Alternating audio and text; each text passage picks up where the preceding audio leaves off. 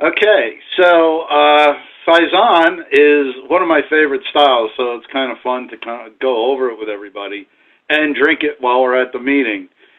This is a beer that's kind of a farmhouse style, and one of the things about this beer is that it being a summer seasonal, as they say, and Saison means season, it's really changing. It's the modern thing that we're calling Saison, and the BJCP guide to like what it's supposed to taste like is radically different from what it tasted like a century ago. And obviously I wasn't there, although I'm getting close. This is from Phil Markowski's book on farmhouse ales, where Saisons were actually lambics. People were making wild fermented beer that were low alcohol and low hop, and they were using whatever grains they could get. So oats are cool, spelt is cool, whatever you're going to use, right, to get some starch in there, that's fine. And, because they were wild fermented, they were sour. And because they were basically giving this beer to their farmhands, they weren't trying to spend too much money on it. And hops being one of the more expensive things at the time, the farmers didn't want to buy hops, so they got into the habit of, well, they didn't get into the habit because it was an old thing anyway in Belgium to use, these spice melanges or gruits as they call them. So this is like really brand new what we're going to be talking about today.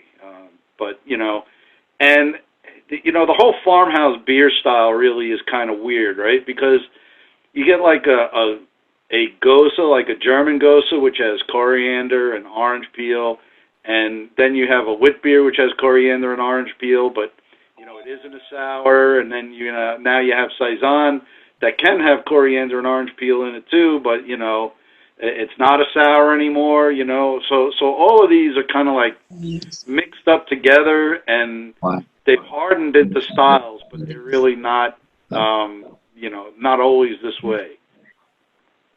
Was somebody chiming in? Raising their hand? No? I thought I heard a voice. All right, that's not unusual either.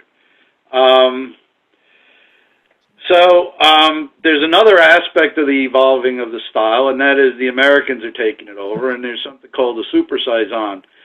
Super Saison is just like a really strong beer, and it really kind of evolved when everybody was doing Imperial this and Imperial that, so, it's not surprising that you get Imperial Pilsners out there, you're going to get Imperial Saisons.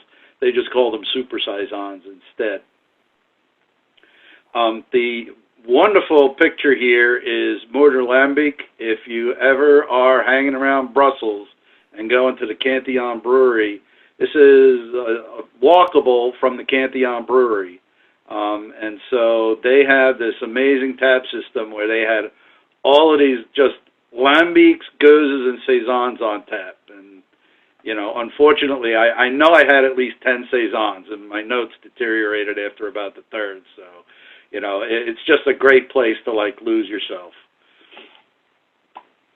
Okay, let's go to the next slide, so we'll dig into it a little bit. So, this is BJCP 25B, which is page 50 on the 2015 guidelines, and I've kind of distilled what the guidelines talk about in terms of what we're expecting with it. So, those of you who have their Saisons already out may taste along. So there's two ways I'm looking at it. One is kind of like an overall impression, right? And, that's not the detailed aspects of it. That's just like, okay, I drink this beer. I'm not a professional. What's it like to be, right? And it's going to be a refreshing beer. It's not going to have any residual sugar, really, so that's what the highly attenuated's meaning. And it's going to be moderately bitter. As a matter of fact, if you're not ready for it, and you're thinking, if you're a lager drinker, it could taste like a Pilsner beer to you. A fruity one, but basically a Pilsner beer. That's the way the modern Saison kind of comes over. It's very dry, and it's not very strong unless you got a Super Saison in front of you. But then when you break it down a little further, you're going to find specific flavors that are characteristic of the yeast that are being used to make Saisons now. Ethyl acetate, which is like a juicy fruit gum kind of ester. That's the fruity aspect of it that the yeast imparts. Ale yeasts also have a spicy aspect. The spicy aspect comes across as peppery in Saisons, and a lot of people, when they add their Wheat, will add peppercorns to it to enhance that kind of aspect. I know I do. It's definitely going to have a bitterness to it, and it can have an herbal character to it as well. Now, the idea of the herbal character is not to pick out which herb is in there, but generally, yeah, herbal, something, I don't know what, but there's definitely something planty in there, right? That's kind of the way you should be coming across it. So if you can identify the herb that's in there, you're already drifting from what the BJCP classifies as a style. Now, I do remember one that was made using lavender that I had when I was in Belgium, and that, you're not hiding lavender. I mean, that's just in your face, no matter how little you use. So there are examples that kind of violate these principles. Another thing about it is most of them are an apricot color. You can get that by adding just a tad of Munich malt to boost the color a little bit. It's not really going to change the malt character too much, but you just, you want it a little darker than a Pilsner, but lighter than a Pale Ale, right, is about where it should be falling. And definitely the sparkling and dry aspect of it, it should have a fine effervescence. The best one that I've had, the Saison de Herbe Mer, is like a wonderful, fine, it's like a champagne in that way, just the effervescence is very fine bubbles. So, because it's evolving, and there are a lot of makers who have their own ideas, there are a lot of flexible aspects of it. And so, you can dry hop it, and generally the hops you'll use are going to be continental styles. I like Styrian Golding, which they call St. Cecilia now, and Kent Golding also. But you can use German and Czech hops too, they're perfectly acceptable. Because they're super Saisons, you can boost the alcohol content if you want. And, of course, the herbs and spices, it's a Wheat, right? So it's all up to you what you're going to put in there. Ginger and peppercorns I've gone to now. I did use Grain as a Paradise in a recipe that got me a medal, which I've never been able to replicate with any kind of decent palate, so I stopped brewing that. Grains of Paradise are pretty strongly flavored. People are adding fruit to their Saisons, and there are also Saisons with an amber color. Now, there's also Throwback Saisons, right? One of the ones in the bomb pack is a little bit of a Throwback Saison. The Sophie is a Brett beer, and it's got a little bit of acidity to it. They age it in these barrels. And a wild ferment then comes back to the original sort of Saison from a century ago, although the Sophie fits the modern flavor profile, plus it's got the Brett. I really love the Sophie. I think it's a beautiful beer. And so as an example of the style, I really like that one as well. Next slide, if you will. Anybody got any questions so far? Nope. Okay, so how do you kind of recreate these unique aspects of it, right? Well, you've got your yeast, and it's a diastatic yeast, right? So this is a little bit different. So it's kind of a wildish yeast in that it can ferment starches.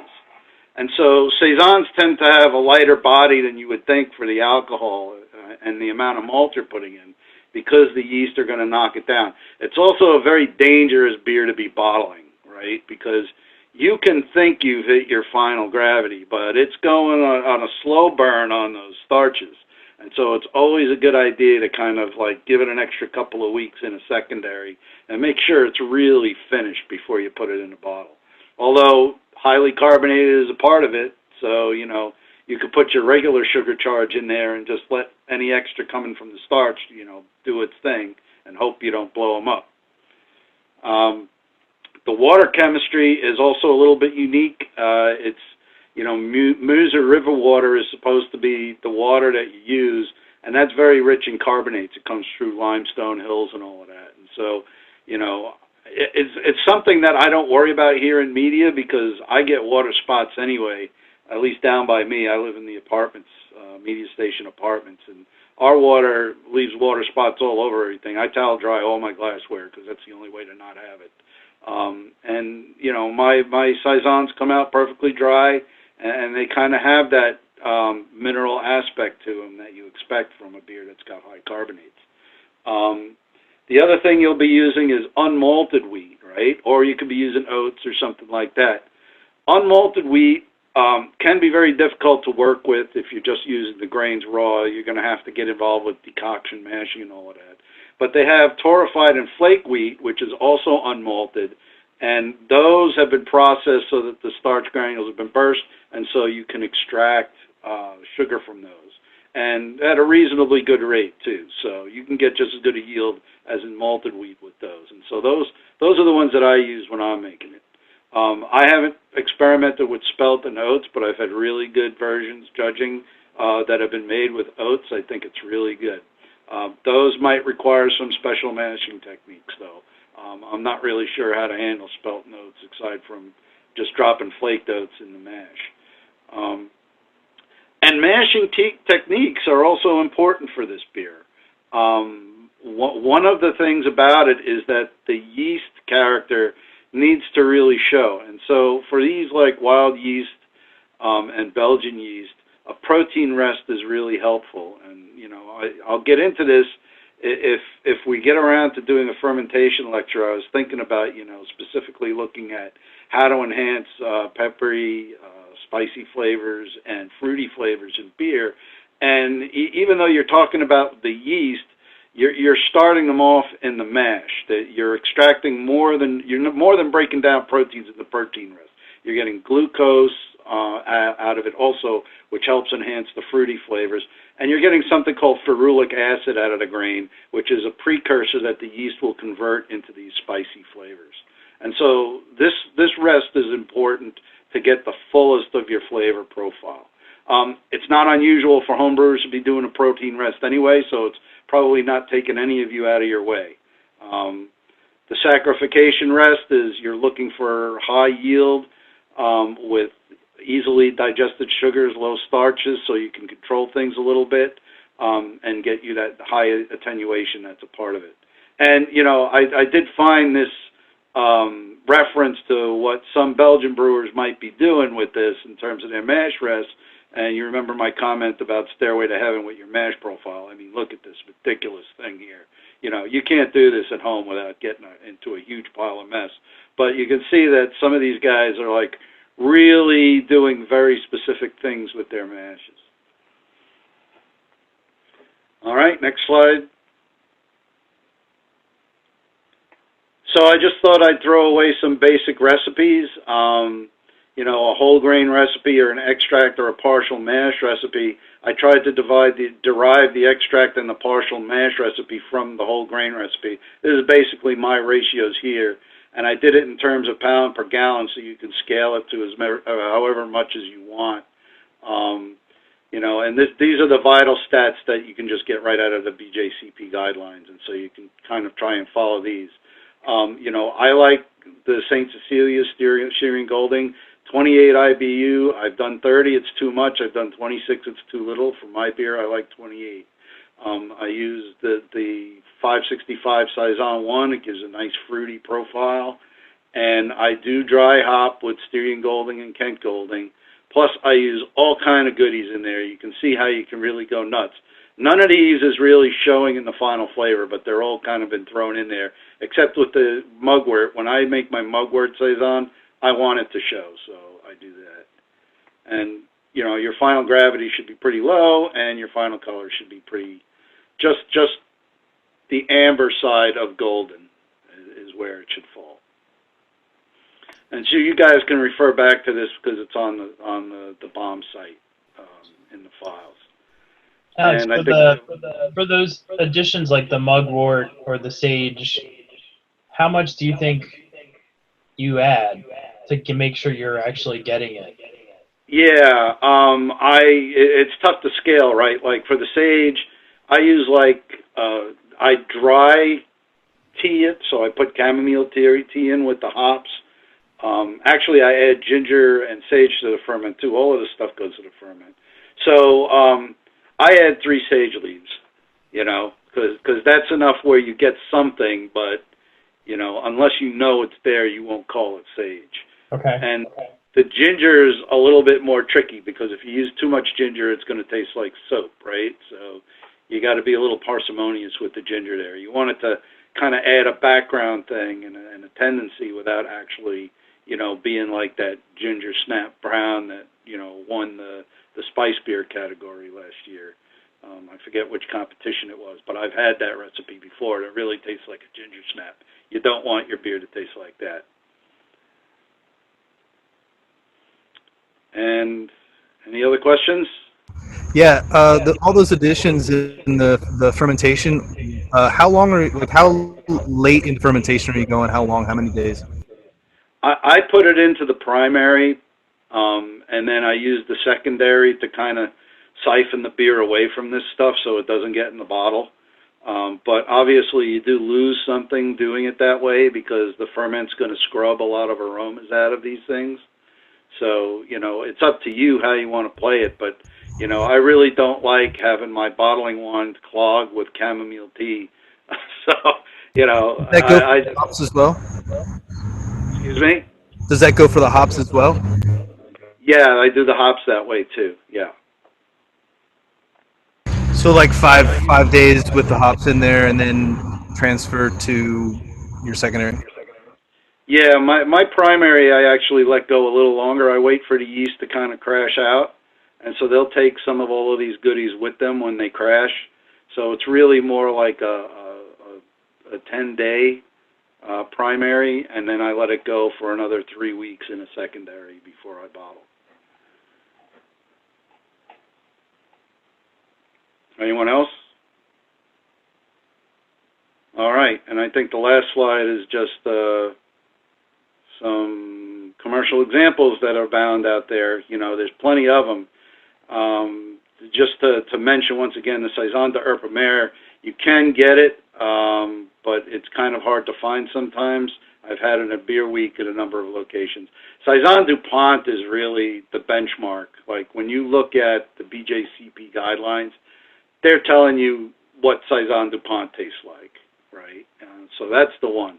I'm drinking the Two Roads right now, and I think it's a pretty good version, actually, from the bomb pack. I hadn't had it before, but Alex down at Pinocchio's recommended it. It's really good. Hennepin's like a long-standing one. And then, you know, the unique ones, as I mentioned, the Goose Island Sophie has got like that Brett ferment and a little bit of sourness to it from the barrels, and that's just a great beer no matter what you call it. And Brooklyn calls their Sriracha Ace a Saison. I don't know if they have any of the yeast character of a Saison in it, but it's dry hopped with the Sriracha Ace hop, which gives it a very dill, lemony dill kind of flavor. It's a great beer, and actually all Saisons are great beers for food pairing. They work with any light-colored food, whether it's seafood or chicken. If you've got, you know, fresh herbs in there, more is the better. I've used it with salads with a vinaigrette.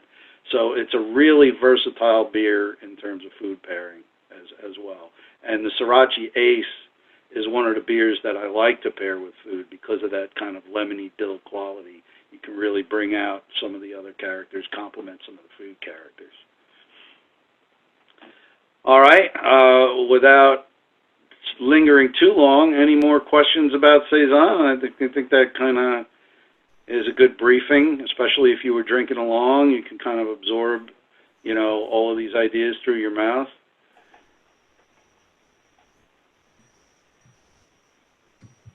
All right.